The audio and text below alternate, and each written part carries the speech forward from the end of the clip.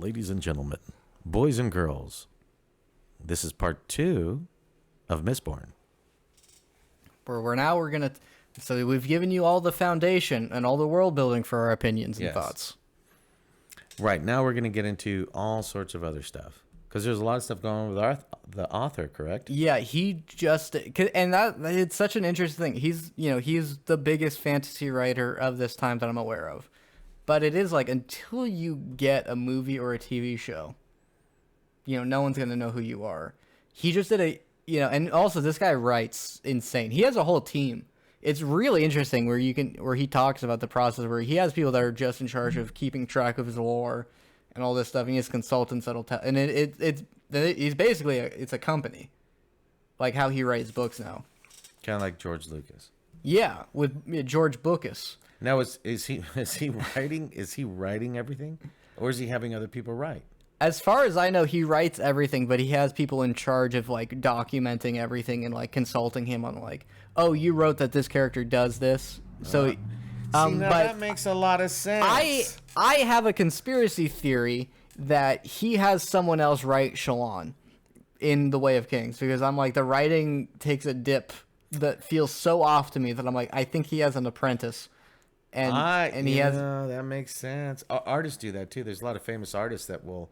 There's one artist that reproduces classic art, and he has broken it down into a mathematical aspect in different layers. So he has people that will do all the layers. He has all these people working for him. He's not painting a lick. And then he paints this little thing in there and signs it, and he sells it for $1 million. Yeah, yeah. Okay. I mean, you listen to Way of Kings. It starts with 5 minutes of credits.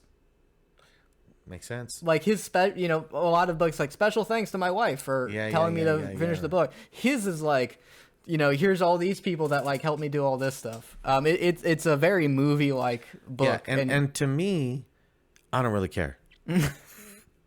I don't, because I'll tell you something. I mean, that explains a lot.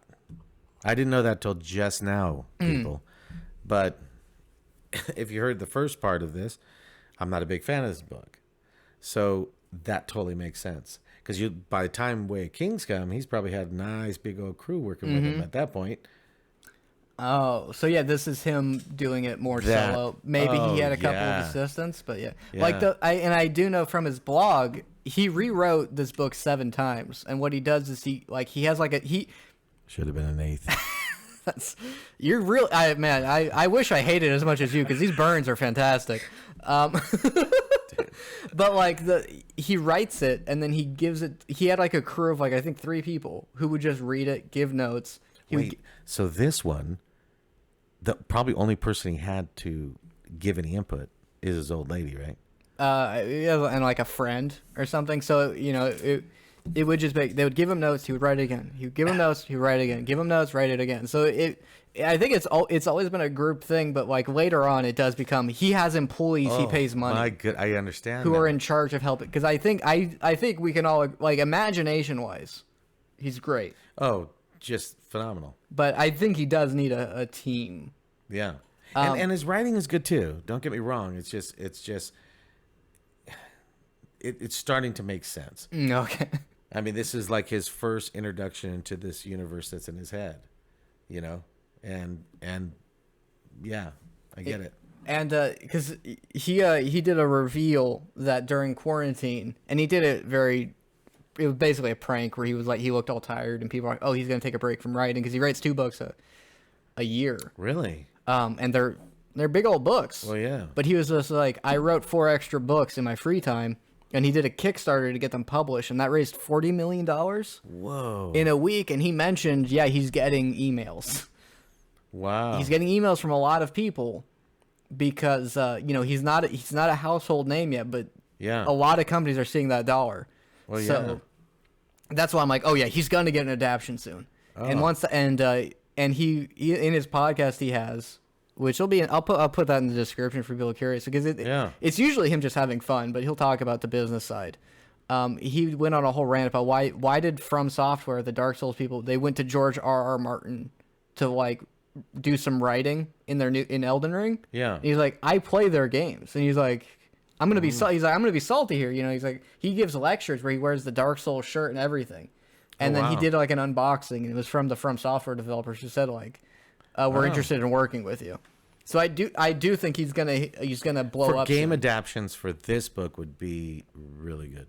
Yeah, I think the Way of Kings setting fits more in line with a Dark Souls type game, especially like as the series goes on. But yeah, this would work great in a video game, and I think because he plays video games a lot, and I think this is a good video game setup. I mean, I could totally see the metal absorbing like from the inside, and you just like seeing it go through the veins and everything like that. Yeah. Really, yeah, I could see it. Yeah, Stormlight. You know how like I mean Dark Souls. Have you played Dark Souls? No. One of the things is like your currency is also your experience points. So when you kill an enemy, you'll get like 50. They call them souls in Dark Souls, which is I don't get. Doesn't really work. But like it's like you can either save that to level it up, or you can use that to buy ammo and stuff. But it's the same. So you have to choose what you're gonna spend. It's the same. I gotcha. So in Stormlight, literally the currency is what they use to absorb mana, their investiture energy. So it's the same, almost the same setup. And I'm wondering if he did that on purpose. But yeah, so I do think he's gonna get we're gonna get him in pop culture soon. That's cool. And well, what's cool about it is he has enough people working for him that hopefully it won't change too much of. Well, and that talking about the movie adaptation is he's like, and he said like basically he's not gonna wait to like hear that someone wants to do a movie for him. That's why he's writing the script. Gotcha. But he is working with a script writer to help him like do the story. And he talked about how like he's like done that like side by side to see like what the script writer will do. I'm like, oh, you condense this storyline, maybe I should do that. And the script writer will be like, oh, you're expanding. Oh, maybe I should include a scene like that into the script. And yeah. So yeah, I mean, you should probably condense 75% of this book. I think you could. I mean, it's literally 2 story ideas he had that are combined into one. Yeah. And I guarantee you, if they do this in a game, it'll work. A movie, everyone that loves this book will hate the movie because he has to put so much into that those people that love this book are gonna be like, oh my gosh, I can't believe they showed that whole battle. Well, you have to remove the rebellion. The whole training and buildup of the rebellion has to go. Yep. It has to be about the heist. Yep. The rebels, I would assume they'll be like, oh, rebels just happened incidentally. And like, oh, Kelsier, like maybe he helped them out and trained them a little, but they won't go into like, about, like, oh yeah, he, let's go to the camp and now we're going to like show you what how the rebels work and think. And I did not like how they mentioned like, oh yeah, they attacked before they were supposed to and they all died. And you're like, oh, okay, well. And that's it. And that's it. Not explaining the battle, not going into any of that. You're just some guy sitting by a campfire and people are coming back to tell you. That's what it felt like.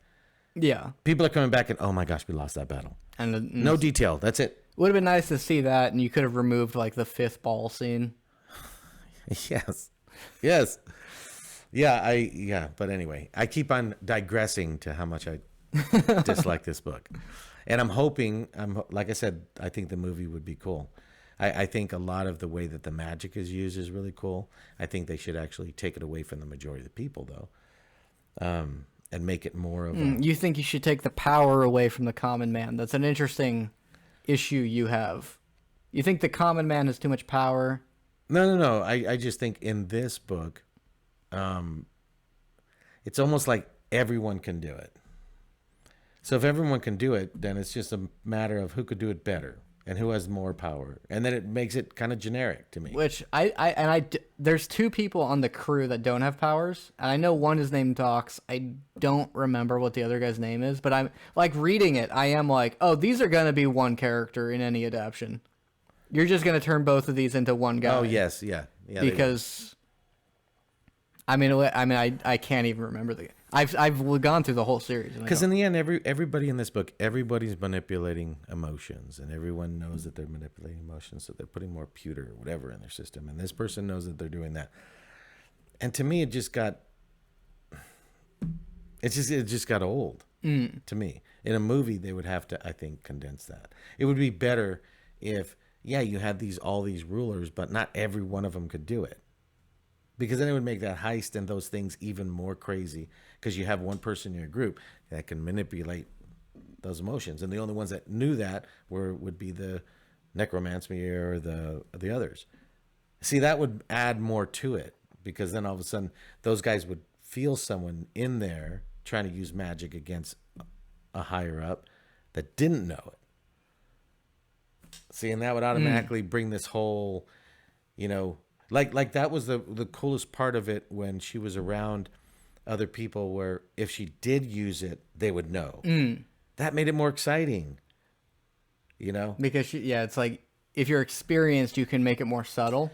Yeah. But if you're new to it, and then they have like the Steel Inquisitors is one of the more interesting aspects of this world that you don't get expansion on until like the third book.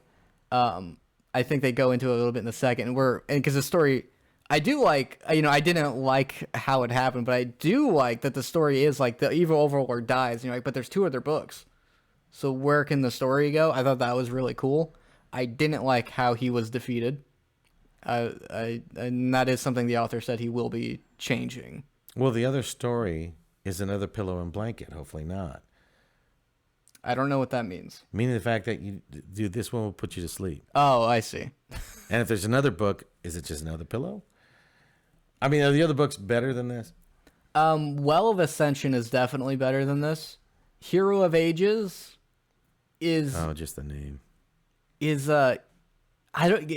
has a lot of highlight scenes in it, but I was just like, I can't wait to be done with this. Oh, but you would be like, oh, here's what this character is. I'm like, oh, this is awesome. That is really cool. All right, well, we're back to this. I'm like, I did not like how that was resolved. I didn't like this. Oh, we got, oh my God. But if that, and there were scenes, there were a lot of stuff in the third one where it was like, oh my God, they mentioned something like this in the first book. And there's like payoffs and stuff which are satisfying, but I was like, I will be free from this series soon. Yeah, it's like I said in the first part. If you haven't seen the first part, this book is similar to eating vanilla ice cream with maybe 2 or 3 almonds in there. So they're really good almonds. That's what I mean. You're getting tired of the vanilla, and all of a sudden you get that one almond. You're like, oh my gosh, that is so great. But you got a big old gallon of ice cream. But you still got to go through the gallon. And you're like, then you start just going through the gallon really fast just to find the other almond. And you're just like, can I just get some almond ice cream? Way of Kings. Yeah. Way of Kings it's called just almonds. Just almonds. And you'll find some vanilla in there. Just some. Yeah. But on this, in the second part, we're going to be talking about, like I said, the different things that the author's going to do and what it might look like in a movie, if they make a movie, video games, and different things like that. And if you've already read the book, then you would kind of be along with it, interested in see what your guys' view on it is. If it would make a good video game to you, if it would make a great movie, and what maybe in your opinion, they should actually take out, remove. Because this author does everything. And he mentions he has like pitches for like games and movies. Oh, I could see it. And his setting, which is like 16 different universes that like each and the lore of his work is like so interesting. And I would say like check out the Wikipedia for Mistborn just to like get some highlights, or I'll just tell you, but like it's such a grand, intricate work that like when he mentioned like, oh, he's going to work with From Software, I'm like, his games would fit perfectly. All you have to do is say like, oh, one of these universes takes place in it. Yeah, and I think this is gonna sound weird. Sazed. Sazed is the name of the eunuch. that was in part 1. I'm like Sazed. Sazed yes, is right. the name of the eunuch. You're right. I got it. You're right. We have a book on eunuch names. Eunuch, me when I was married. Most married men are. You mean marriage? And I thought she meant united. I didn't know she meant eunuch. But yeah, it's like Sanic has no balls. I'm like, oh, when did he get married? I don't remember. That's interesting. Like, what's going on with his wife? I guess we're gonna find out about that. Yeah, maybe in third book. But what I really like to say, honestly, I think the storyline, even with the rebellion, you would have to take that out for the movie, but even the whole story plot would be better in a video game than even this book. Just a storyline, because you would have to work your way through that, and you could build your relationship with the slaves and things to help the rebellion. You could talk to. And that's where you do side quests and stuff. Right. Like, oh, the rebels are gonna need. Oh, you're gonna need to go to this cave to get this item. Correct. And you need to go in the mist and do this and do I mean, the that. fact that ATM is like this thing that's like it's super rare and you can only find it in certain spots, and like, oh, like you're gonna have to build up. Oh, you collected 50 out of 50, ATM coins and and that was another thing about the ATM. It was a mystical metal, but it did kind of seem like kryptonite. Meaning the fact that you knew it was really rare, but it seemed like everyone that needed it had it. Yeah, well, this city, and the trouble is, I have like this whole series kind of merged in my head. Oh, gotcha. But it is just like the city is founded at like the biggest ATM mine in the world, and like the city. So and like they send prisoners to this prison because if you use magic around it, it'll like shatter. And power tools will like damage it, so they send prisoners, and that's why Kelsier has like scars all over his arm. Is he just like crawl? You have to crawl and reach in and grab it. And I love that prison system, which was like if you don't find a piece of ATM in a week, you're executed, because it's also just a death camp. Yeah, and it doubles as a death sentence. See, now I think that would work great in a video game, not the death sentence or the death camp, but in a way, yes, because you would be able to do all your quest around it, and then it'd be cool. Then you had to learn certain things to be part of the rich people's world, and I think it would be a really cool RPG. Yeah, because you would be like, oh, you didn't invest in your emotional mancy, so when you go to handle I think the video game setup, you can keep a lot of stuff the same, and you make Vin a customizable character. Yes. And you make it to where like, oh, like Kelsier was gonna randomly bump into one of these people, and then your character is just them instead of Vin. Doesn't it almost set up that way? Yeah, I think it's a great video game. I mean, it almost sets up that way, where you could be Vin, and then you get into this thing, and and you find out you got these powers, and I mean, it's such a video game setup to me. Yeah, and you're gonna start off with like none of this stuff, so exactly. It's like, oh, and you're like, here's the. I think the story structure is more enjoyable in a video game where it's like, here's the muscle power trainer. I'm like, okay, yeah, I would enjoy talking to them. I pick the dialogue options to ask them about their background if you want, and then and then you'll learn how to push metal, and I could see you out in a field, and they have hay bays that look like people, and you're pushing plates at them and stuff. I mean, I could totally see that. Yeah, and then whatever the level up system is, where it's just like, oh, you need to collect this much or do this much, and you'll get like. Now you can enhance, and they talk about it too, where, oh yeah, you can overdrive these powers. You can burn metal faster, but then you'll be out. So like each power will have its own little mana meter thing, however that's kept track of. So cool. Like, you played Mass Effect. Oh yeah. The power wheel. Yeah. From Mass Effect, would just be like that, where you'd be like, push. Oh pull. Yeah. And then, all the emotional stuff is pure dialogue choices, or you would have like the big one, which would be like, oh, this power will let you could suppress their emotions so much that like, you can, no one's going to pursue you. You can just like walk straight through for stealth and all that, but you can only use it once a day. Now here's a question for you. You said you played a lot of video games, right? Mm-hmm. I mean, now that we say it, it's almost. I'm starting to think that it's almost like that's just in his head a video game story. Yeah, I think Way of Kings is also a good video game setup. It's just, but I think Mistborn is pure like this is all video game. This is a video game storyline. And he makes like there's a card board games you can get, like D&D style stuff with like all these rules, which is like, oh, that's part of how I write, which is a thing I've seen with a lot of writers for fantasy storylines. They'll write like D&D rules, it's like, and then they'll like play their story in a campaign, and then they'll write down what happened. It makes sense. I mean, because it totally makes sense. How old is he? Do you know? He's in that age range where I think he's like older than me, but I don't think he's 60. And that's all I know. So I mean, he could have been exposed a lot to role playing games, D&D stuff like Yeah, that. he was big in D&D, and Totally makes sense. all these video games, and that's why he has good magic. Because I think any good magic system means it would work in a video game. Because Yeah. bad magic systems would make no sense if you got a Right. video game adaptation. Because then you'd be like with Harry Potter, I don't really get, because it would be like, so like what, you just carry the book on you and then you. No, I got you. But the scissors, like, yeah, they have mana. He has mana meters in every setting. He has like a restricted currency system that, like, you know, like in both series, Way of Kings and Mistborn, money, like in Mistborn, money is used to like flip coins, and coin shots are people just carry a pouch on you and you shoot the coins on you for ammo.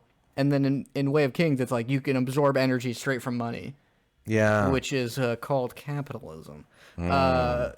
Well, that changes a lot of things. I mean, now that I'm learning everything from the first part of our show, second part of the show, I mean, I really still hate the book. But it would be better in an adaptation. Yes, it'd be better than that. I mean, his works would fit perfectly in a From Software game, Yes. and I think Mistborn would be a good setting for any video game. Yeah, especially with Mistborn. Way of Kings. I could just pause it and go to the kitchen. Way of Kings has a good like power system, but it wouldn't work because a lot of powers are flying Right. and like maneuvering around and like Right. controlling all these things. That's like the power system wouldn't work in a video game at all. No. I mean, visually it'd be amazing to see in a movie. I mean, just the armor and all that stuff and Well, and that's what we were talking about. I mean, the first part of that book, figure that in a movie. The visuals of that first fight scene in just you wait till we get to Way of Kings. I mean, just that would be just insane. Mm-hmm. Insane. The system of like you have to suck in like magic to use it. You can only hold it for a certain period. Like that's a great system for a game. Though. And you would totally see it when they're breathing it in. Yeah. Dude, oh man, yeah, that would be cool. But back to the vanilla. Well, I do know that something he was talking about for the script was you know how like you get Vin getting like, oh, here's like everyone training you how to do all these things, and then Kelsier's gonna go and train you how to push and pull, and then later on like Kelsier's like, I'm gonna go try to raid that place right now and steal Right. it. And she sneaks along, and then he's like, okay, we can work together to do this, and they fail, and then they keep going with the story. He was talking about like all of that is one scene. So for the movie, good. he's like, replace every like bit of training with she just goes follow him, and he's like, okay, push on the metal, like do it, and he's gonna teach her how to fight while they're raiding the thing. See, that's my movie mind. That so basic. I mean, that's like 6 hours turned into like a 7-minute scene. Yeah, that makes sense. I mean, yeah, he's got a lot of work to do. And I mean, my issue that we can share are what's some frustration, suffocation, no breathing. Is the how Vin fights the Lord Ruler. Yeah. I think that is probably the weakest thing in the entirety of the works he's done that I've read. And what's crazy about it, and it makes sense. I mean, it's an older book. You know, I mean, it's first, and then you have Way of Kings. But I wasn't disappointed in any fight scene in Way of Kings.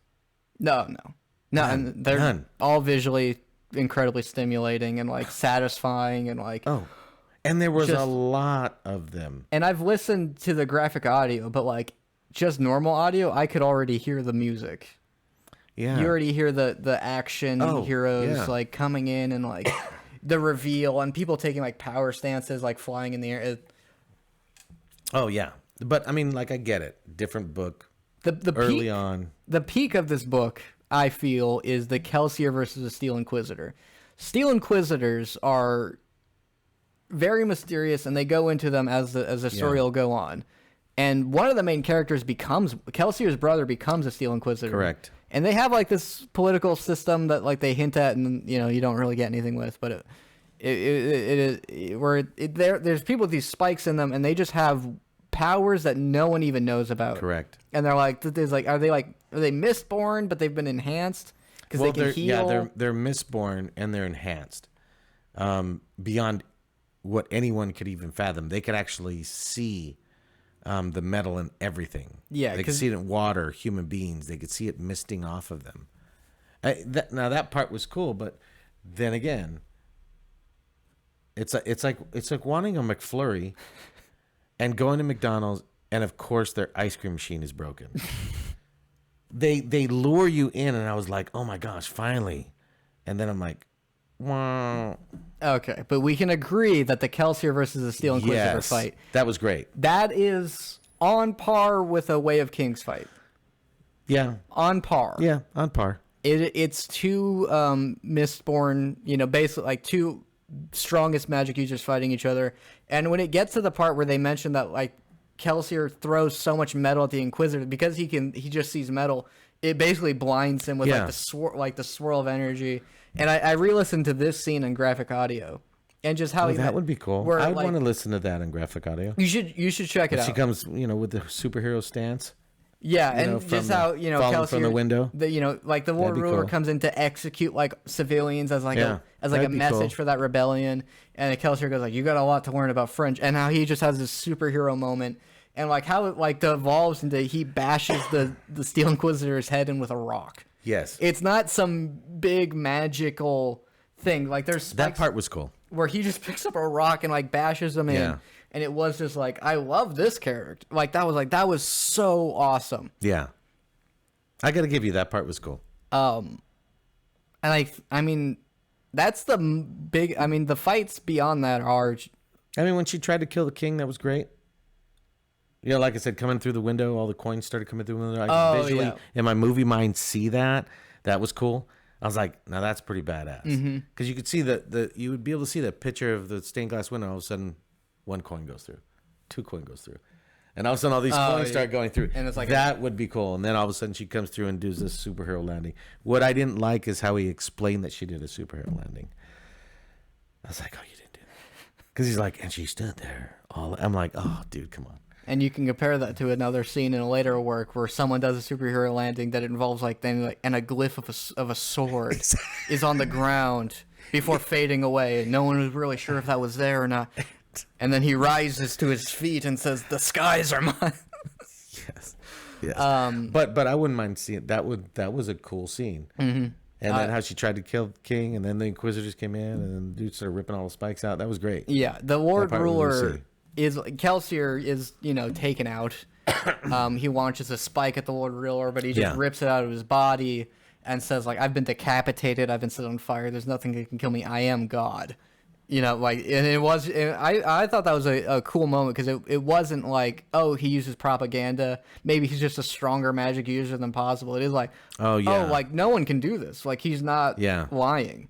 Right. It's not like Wizard of Oz, where there's someone behind the curtain. Yeah, this guy is legit. And they do kind of play with that, I think, because when Vin like sneaks in, because she's like, I'm just gonna go and I'm just gonna kill him after what he did. You see like this old shriveled up man, and it's like, oh, is that what he? Yeah, you're like, oh yeah, see, it's all a fraud. So in his base, what is this, like a projection, an illusion? What's he doing? And they do explain that he has like this. But it is just another power, because they talk about like the reason Sazed is a eunuch is because he has his own power system that the Lord Ruler wants to like breed out. Like if anyone has it, they're sterilized, so they can't. Right. And he was when he was young. Yeah, so he's always been a eunuch. Because one of the things is like, if these two magic systems that's all he is two magic systems combined. That's it. Like it's not the way, and they talk about this thing where it's like, well, if metal is like in you, an Allomancer Mistborn can't manipulate it as easily, and he has like just like spirals of metal like embedded in his body. And I would say the most disappointing part about how he's defeated is Vin just like tries harder and like rips the metal out of him. That was definitely a fantasy hero Yeah. scenario. Yeah. And now that you say that he plays video games, it totally makes sense. Some of these things now I'm thinking back on the book, I'm like, okay, it makes sense. Just tapping X, just tap X. No, that totally makes sense. Totally makes sense. And it's almost like he took a video game premise and then added dialogue to it. Which I'll also they expand on exactly what happened there later. But I would agree that feels like that was thought afterwards. Yeah. Because I mean, he's deeply unhappy. Well, I'm deeply, but he is like, I'm not happy with how I ended that either. Yeah, and I the hard part for me with books, right, is that I'm glad I didn't hear this one first. Because it would have totally affected. I would be like, really? I don't want to. I do because, not. I mean, it would have been like, okay, but check out. I know The Way of Kings is 60 hours long, but maybe you'll like that one more. Yeah, I mean, that's what I mean. You're like, yeah, Way of Kings is totally different.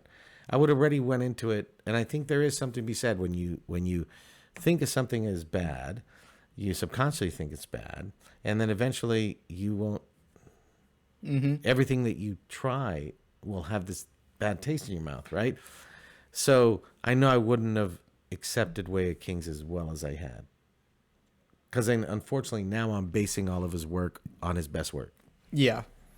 Which he's already set up for failure.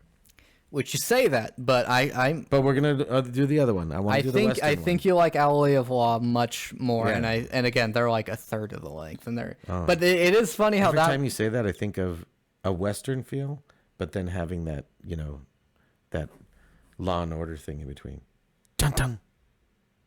Well, they do go into law enforcement, so that's not far off. Gotcha. The video game setup. So let's talk more about. What do you think? There's going to be a movie for it?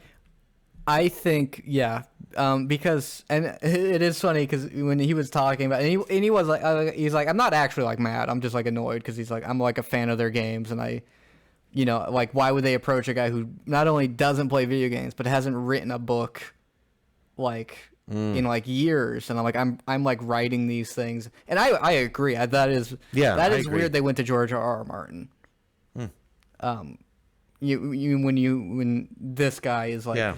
Does he know somebody or something? Maybe it's a connection. Well, and also the thing is, was George R. I don't like two R's in a row.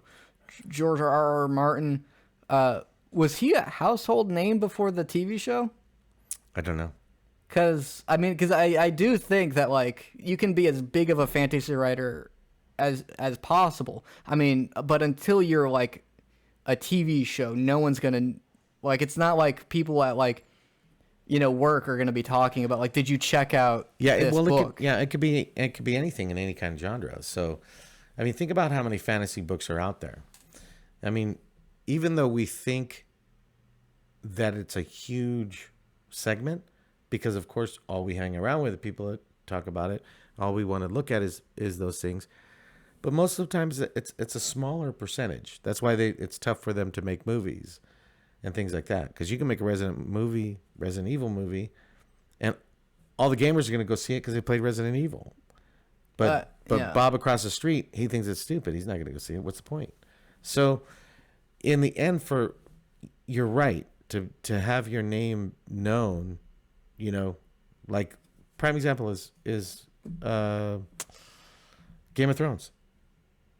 That guy could have been phenomenal writer. But until he's in the household and everyone's watching that show, most people don't even know who he was. And then, I mean, that was I never watched the show.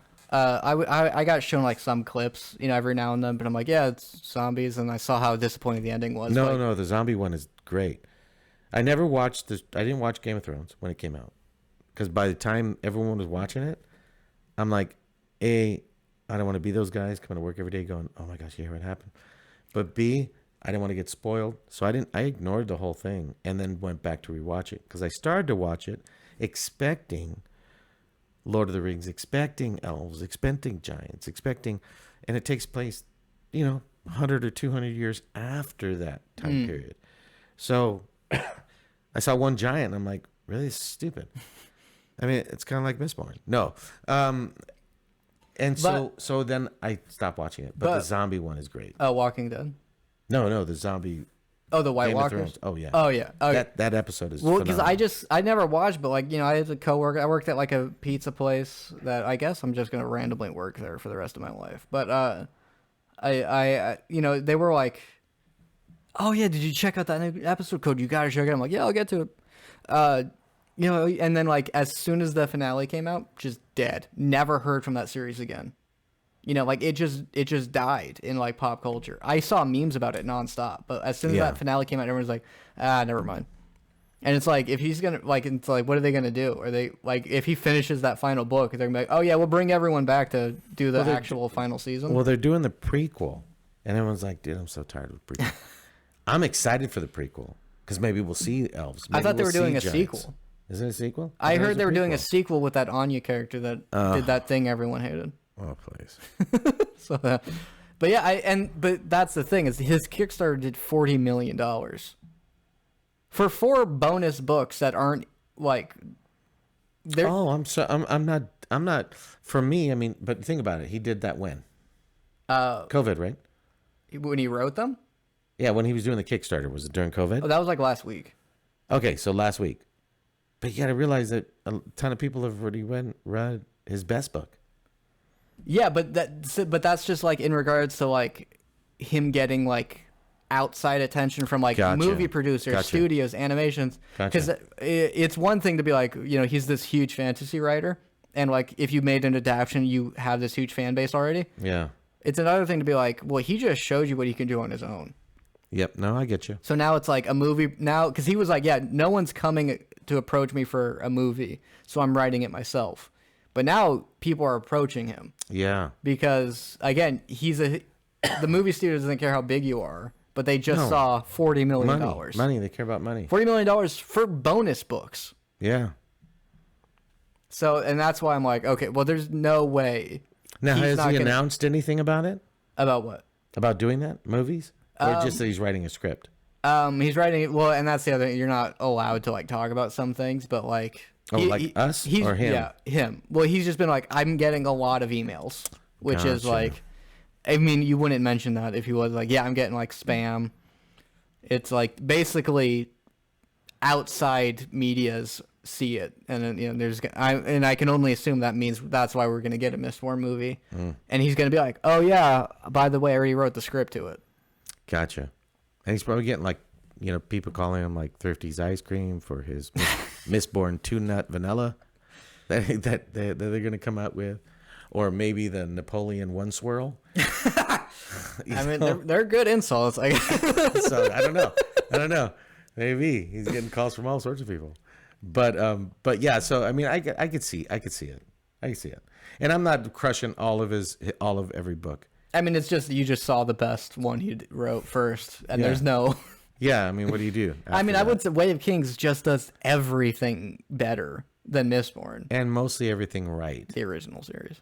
And mostly everything right. Yeah. Except for Shalon. I know. I didn't cotton to Shalon. Yeah.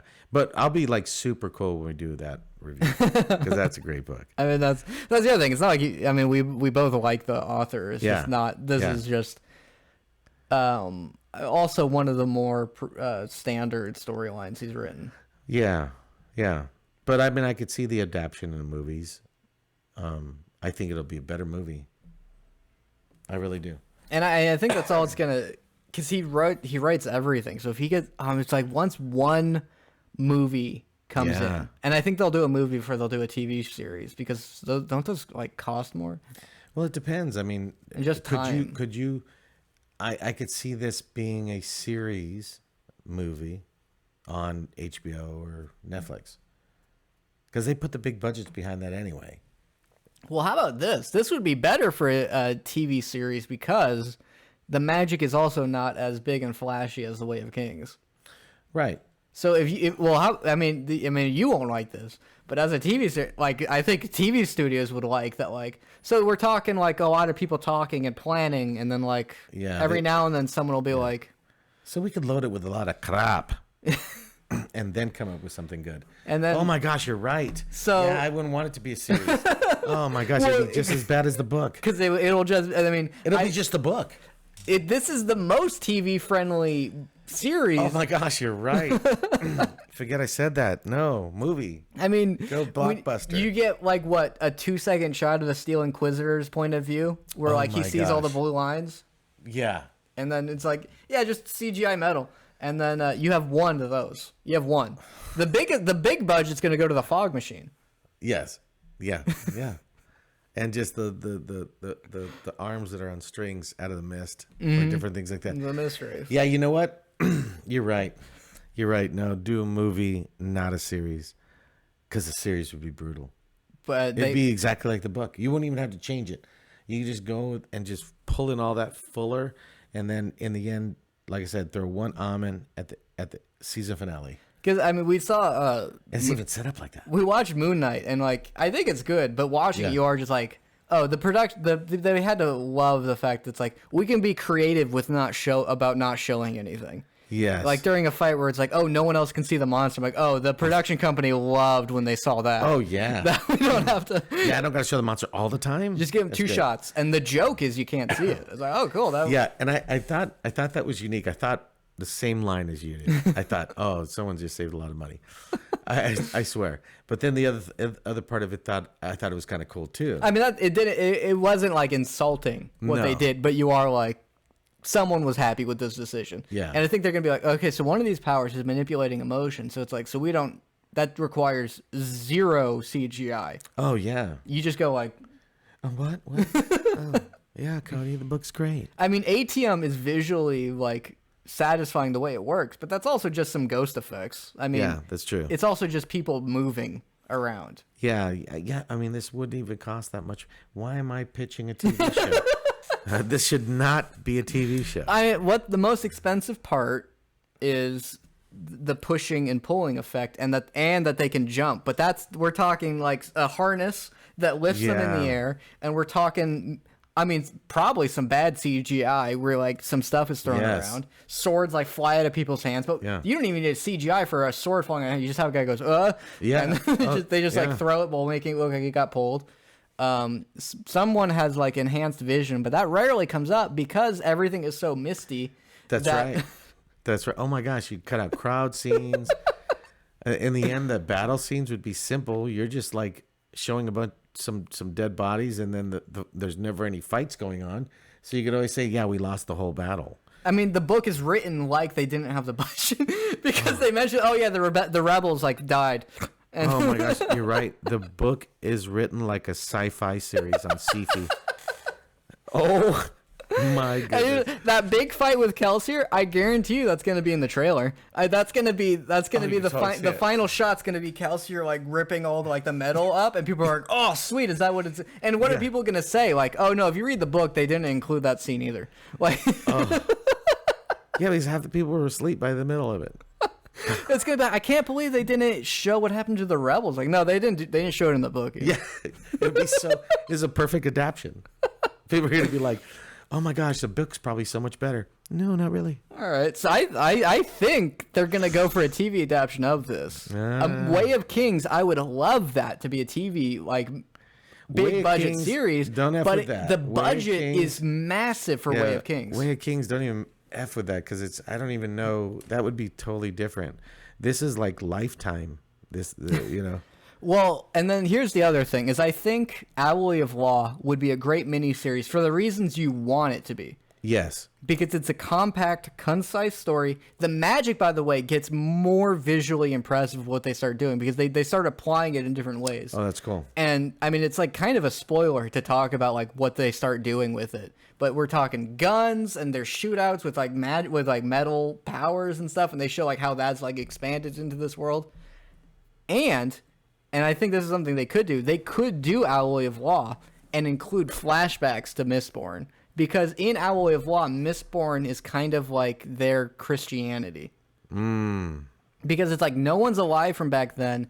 No one knows what exactly... And they do mention that like, oh yeah, like they talk about characters that if you read the book, you'll be like, oh, that's not exactly what they were. But like Gotcha. it doesn't make any difference to them. They're like, oh, that guy was like the world's most powerful thing. And then you're like, well, no, he wasn't. But like... all you could do Alloy of Law and just include mythology flashbacks. Yeah, that'd be to cool. the series. It's funny you said that because I thought of another like a die by 1,000 paper cuts. But I thought of another thing that, and you tell me if I'm wrong. So here's this unit guy. Mm-hmm. He naturally has this ability. He knows he has this ability.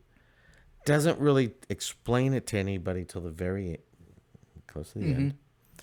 And then they're in the prison. He hulks out. And then she goes, "Oh my gosh, how did you get the medal in here?" "I learned from you." Bitch, how long you been around, dude? Yeah, that was... I'm like, really? Because she was like, "Oh, could you like swallow the metal and like burn it?" Because he can like store attributes, which is my favorite thing from this setting. By the way, has 3 different power systems. So one of them is you can store attributes. So he stored his strength. She's like, "Oh, could you like swallow this?" Like, because you have to like he can wear like a bracelet, store his strength in that bracelet, and then burn it to gain that strength that he stored up back. Right. That's so fun, and that's also a good video game. That would Well, be actually, it wouldn't work for a video game because you can't include the parts where you're storing it in the game. Because it's like, oh, if you store your strength, you're going to have to be equally as weak as the strength you're storing. So how do you incorporate that into a game? Yeah, that's true. Besides, like, just taking debuffs while you're charging, I guess. Yeah. It's like, oh, while you're loading up on your strength, you're gonna lose half your strength. Maybe that would work in a Dark Souls. Actually, yeah, maybe in a Dark Souls setting, yeah, because I mean, it almost Dark Souls, where it's like take a buff and then like activate your buff, which just means actually, yeah, that would work. Yeah, that then she was the only person who was like, oh, could you like eat it? Yeah. Yeah. And then and it's like at the end of the movie, then he goes, "Well, I learned from you." Really? But that is a movie line. That is a movie line. that is a movie line. The more I'm thinking about it, he wrote a script. It says it is like, I mean, I forgot that they don't really go into it in the first book at all, because it's so cool what they end up doing with it later, that I'm like, oh wow, that is weird that you were just like, oh, you have your own power system. Yeah, but that's how I felt through the whole book. I felt like they just threw these softballs that just land in the grass in front of you, and you're like, okay, what was that about? That's why it makes sense. All the things you're saying make sense to his benefit. The more people working with him, the people that are making sure he's in canon, the people that are making sure his world is going, that makes sense. That's why it was so good. Because he had someone that, and like, because he had people like, "Do you realize this bitch said, do you swallow it?"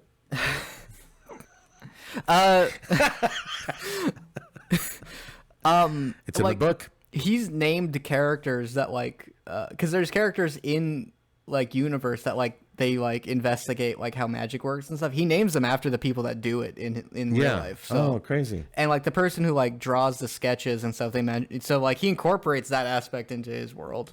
Yeah, I mean, I think he's, like I said. I mean, how can you? It'd be different if every one of the books were that way, but you know. And wait till we go into the other book, so it's gonna be really good.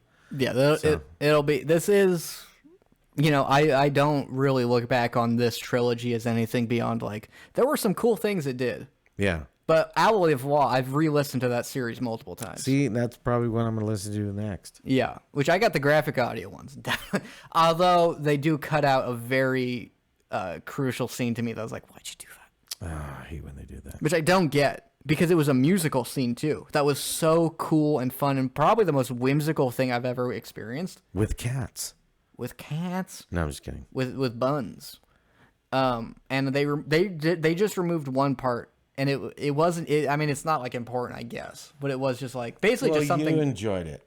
Just something that I was like... I got the graphic audio because I wanted to hear that specific part. And sometimes I think you get... Sometimes we'll read books or listen to books because, you know, we liked X and we know that it might be in there and then we want to see it. We might be out of time now also. Oh, shoot. Okay. It's already been about 50 minutes. All right. Well, anyway, if we're still recording, thank you very much for listening. We'll see you back soon. Definitely Discord, Patreon. Come and join us. It's just going to get funner and fun is not even a word. It's just going to get fun and awesome. We're on Discord. You subscribe, comment. If you like fantasy storylines that go into political stuff and rebellions and like have strong power systems, check out Mistborn.